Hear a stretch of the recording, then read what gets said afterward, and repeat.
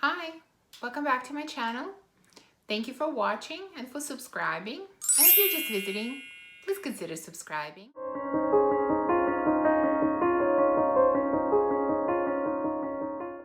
So today I'm going to do another tag video.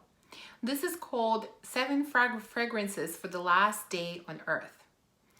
I saw this tag done by Joss Jane, and from what I understand, it was originally created by Jon Snow on Instagram. Of course, anyone I mention, I'm going to link in the description. And when I first heard about this tag, it really made me think, pause and think, sort of what a dark subject. But I liked the fact that it made me think, and that's why I decided to do it. As I always say, whoever wants to do this tag, please do it. But I want to tag one person in particular, and that's Fragrances with Amy. I'm sure that all of you love her and watch her, and she recently came back, and I absolutely love her channel. She has an incredible collection, and what I love the most is the passion and the knowledge that she always shows in her videos and towards her collection. And so I would like to tag Amy. I know how hard it was for me to choose these 7 fragrances, and I'm really curious to see if she will be able to choose just 7 from her incredible collection. Okay, now let's go to the tag. So I have to choose 7 fragrances for the last day on Earth. And the way I approach this tag is I divided this into 3 categories. One is fragrances that make a statement. I mean, if it is last day on Earth, I want to make a statement with my fragrance. Second category is fragrances that bring me comfort. Again, if it's last day on Earth, I want to feel comforted. And the other category is fragrances that make me smile. Well, if this is my last day, I want to be happy, I want to smile. So that's how I divided my fragrances. So what did I include in each category? Let's start with fragrances that make a statement. First one I chose is from Mugler. This is Angel. I have the EDT version. I think this is called the Comet. Again, I'm not going to go into any notes in here, just briefly talk about each fragrance. So, of course, this is a patchouli fragrance. It is a little bit sweet, but definitely this is a fragrance that makes a statement. I mean, it has incredible lasting power, it has incredible projection. Everyone around you can smell this. You will be noticed with this fragrance. So I really prefer the EDT version. In fact, the Eau de Parfum version I cannot wear, it's too much for me, but the EDT version I really like. So this is my first choice. My second choice is a fragrance that I showed with you in my recent haul.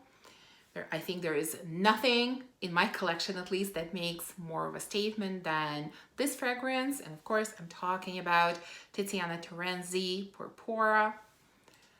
This is a beautiful, smoky, seductive rose. This is a rose that beats all the other roses that I've tried. It's a rose that makes a statement.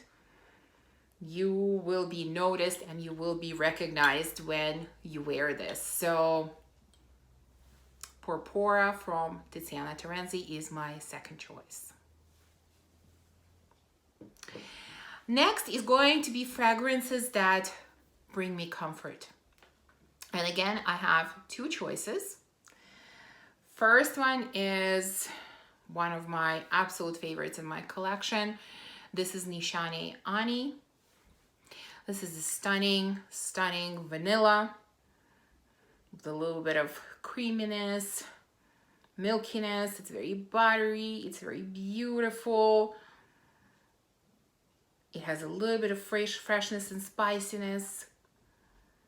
I think this is the most beautiful and sophisticated vanilla that I've ever smelled. And when I wear it, I definitely feel comforted. So, oh, wrong way. So, Nishane Ani. Second one is something else from the house of Mugler. And this is Angel Muse. This is actually the fragrance that started my love affair with this house. And you all know this. There's still patchouli in this, but to me this is more about sweet hazelnut. It is very sweet, very comforting, incredibly long lasting. It is just stunning. And again, when I wear this, I feel comforted. So Angel Muse from Mugler. My third category is fragrances that make me happy, that make me smile. And I have 3 in this category. The first one is from Mancera. This is Sicily. I've talked about this one a couple of times. This is very sweet, beautiful orange, more like a freshly peeled orange. Like when you have orange together with the peel, that's what it smells like. It is so addictive, so beautiful, and it does make me happy every time that I wear it. So I absolutely love it, and I would choose it as a fragrance on the last day of Earth. Second one in this category is from Jimmy Choo, and this is called Exotic. And I know they've come out with several versions of this Exotic in different years. Like I think there is a bottle, the same bottle but orange, and one that's turquoise. I can't remember what year this one is from, but it's one of the exotic fragrances. I think there are 3 in total, if I'm correct. So this is another fragrance that makes me happy, and this is more happy in the winter time. This of course has the famous patchouli from Jimmy Choo, but this fragrance to me is about raspberry, and sweet, jammy raspberry with a little bit of earthiness from patchouli. I actually love wearing these fragrances on a cold night when I'm at home, when I'm reading or watching videos, or when I'm going to bed. This is very beautiful fragrance that it makes me happy, it makes me relaxed. So this could have been in a bring me comfort category as well. It's kind of in the middle between the 2, but definitely one of my choices. Jimmy Choo Exotic. And the last one in this category is another kind of sweet fragrance. This is from Guerlain. This is Le Petit Robe Noir Intense. I am not a huge fan of the original Le Petit Robe Noir. It's a cherry fragrance, and cherry is not my favorite note. But this one is about blueberry, and it's like a warm, sweet blueberry pie. It just makes me smile. It makes me happy when I wear this. Again, I would not wear this in the summer. This would be my choice for colder weather like fall and winter. But if you haven't tried it and you love fruity kind of fragrances, especially blueberry, I would highly recommend this one. This is really nice. And I'm going to cheat just a little bit. I have an honorable mention. This is a fragrance that kind of can fall into any of the 3 categories that I mentioned. And the fragrance I'm talking about is from Maison Francis Kurkdjian. This is Amorous Femme. This fragrance is kind of serene. I don't know how to describe it. I always have trouble describing this one. It is soft, but at the same time it's very powerful.